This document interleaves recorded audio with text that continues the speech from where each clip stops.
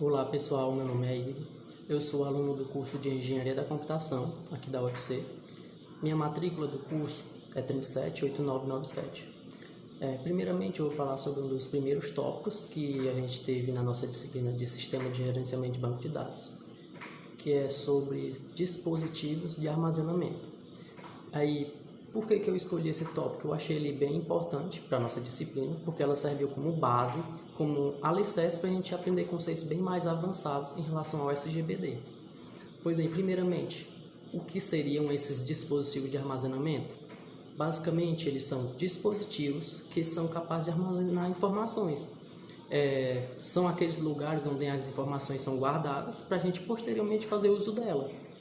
Todo computador, laptop, tablet, smartphone tem algum tipo de dispositivos internos de armazenamento dentro deles.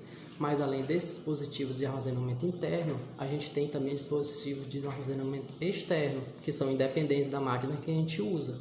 E elas são usadas para aumentar o armazenamento interno dessas máquinas. Na computação, existem vários tipos de memória, mas a gente pode classificá-las em duas. Temos a memória principal e também temos a memória secundária. Então, basicamente, qual a diferença entre as duas? Primeiro é a memória principal, é aquela utilizada que a gente utiliza diretamente pelo processador, e ela também é conhecida por memória central. Ela é uma memória rápida e que armazena os dados dos programas, do sistema operacional, etc. A maioria dessas memórias são voláteis, com exceção de uma, que é a ROM. Ela é a única que a gente não perde os dados quando a gente desliga a máquina. Por exemplo, alguns exemplos delas, temos a memória RAM, memória ROM, a cache, dentre outros. Também temos a memória secundária, que ela é conhecida como memória auxiliar. Ela é usada para armazenar grande quantidade de dados e evitar que esses dados se percam quando a gente está usando um computador e a gente desliga ele. Então, esse tipo de memória a gente chama de não volátil, pois as informações não são perdidas quando tem ausência de energia elétrica. Quem são os mais conhecidos?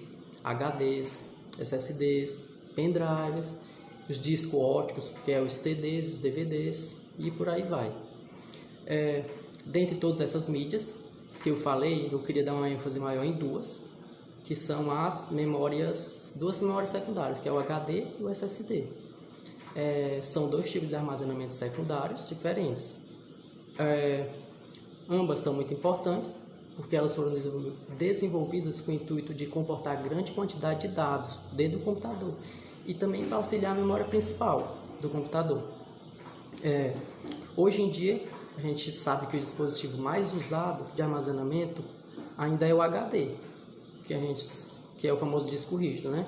Embora os HDs ainda sejam comuns de ser encontrados nos computadores atuais, a gente sabe que os SSDs é uma tecnologia muito mais recente e melhor para armazenamento de informações.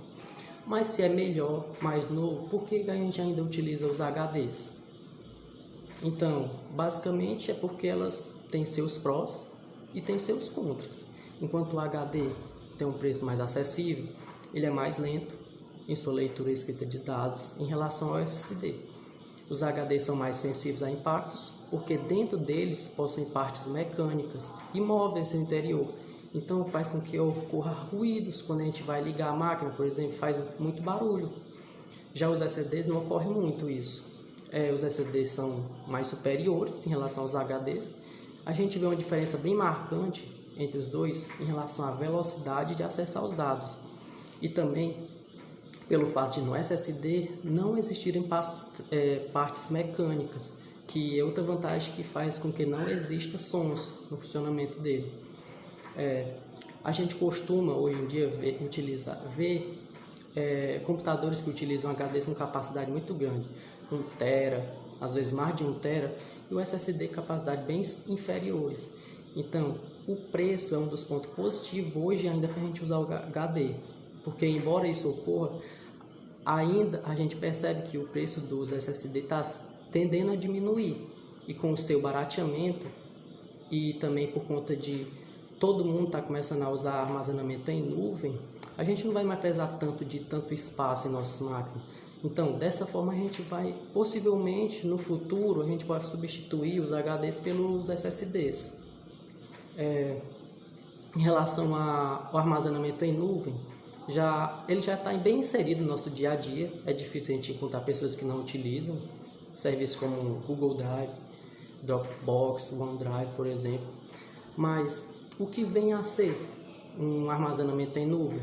A gente sabe que ela é uma tecnologia recente que permite que nós, usuários, guardemos todos os nossos dados em seus servidores online, onde a gente pode armazenar dados, editar, compartilhar com os amigos, excluir arquivos, fotos, documentos, vídeos, sem a gente precisar de um armazenamento físico interno. Tudo é feito online. A gente lá online não precisa de nada.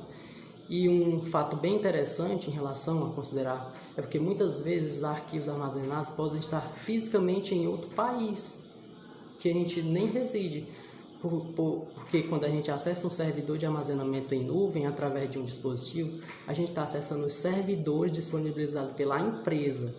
Então, digamos que a gente está acessando nosso dado a partir do Dropbox, onde seus servidores de armazenamento estão localizados em centro de processamento lá nos Estados Unidos. A gente aqui consegue acessar dados lá em outro país. Então, isso é uma revolução. Basicamente, minha apresentação é essa e obrigado.